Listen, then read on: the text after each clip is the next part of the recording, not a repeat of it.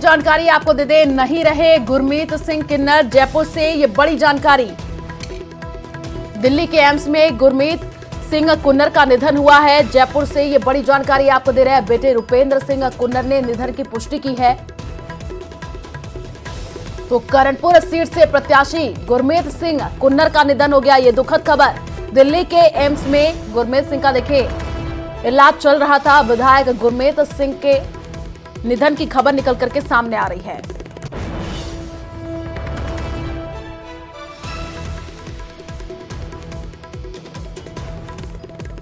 तो करणपुर सीट से प्रत्याशी गुरमीत सिंह कुन्नर का निधन हुआ है। ये बड़ी जानकारी आपको दे रहे हैं। दिल्ली के एम्स में गुरमीत सिंह कुन्नर का निधन हुआ है।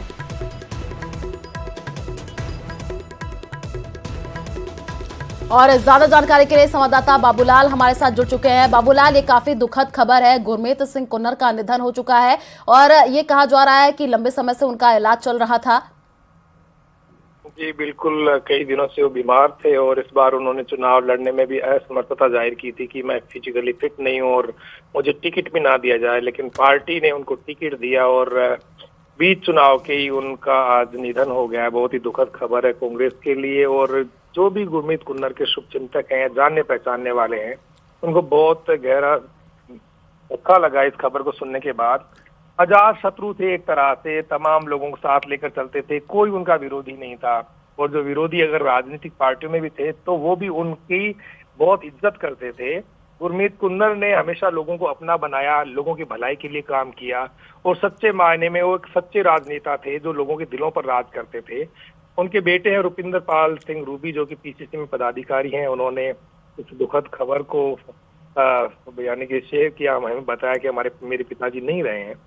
तो उनकी एक खूबी थी कि वो सुख दुख में अपने लोगों के साथ हमेशा खड़े रहते थे और श्री गंगानगर जिले से भी परे उनका एक दायरा था।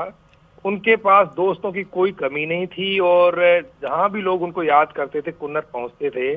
बिजनेस करते करते राजनीति में आए थे और फिर राजनीति में उन्होंने जो छाप छोड़ी, सादगी की, शालीनता की, ईमानदारी की, वो अपने आप में काबिले तारीफ है।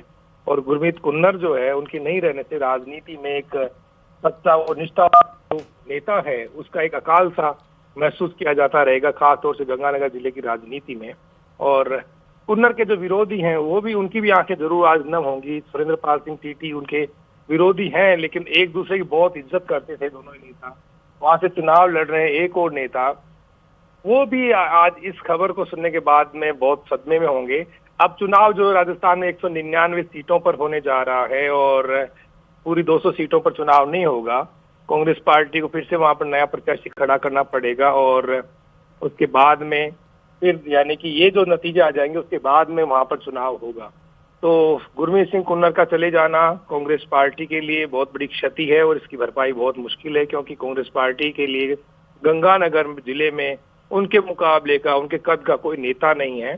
श्री करणपुर विधानसभा क्षेत्र के 25 बीबी गांव के वो रहने वाले थे और उन्होंने लंबा राजनीतिक जीवन जिया और अपने पीछे जो समर्थक थे उनकी एक बहुत बड़ी फौज उनके साथ में हुआ करती थी। और इसके अलावा बहुत ही धार्मिक प्रवृत्ति के इंसान थे। स्वर्ण मंदिर जाते थे, मत्था टेकते थे, लोगों की भलाई के लिए कोशिशें करते थे।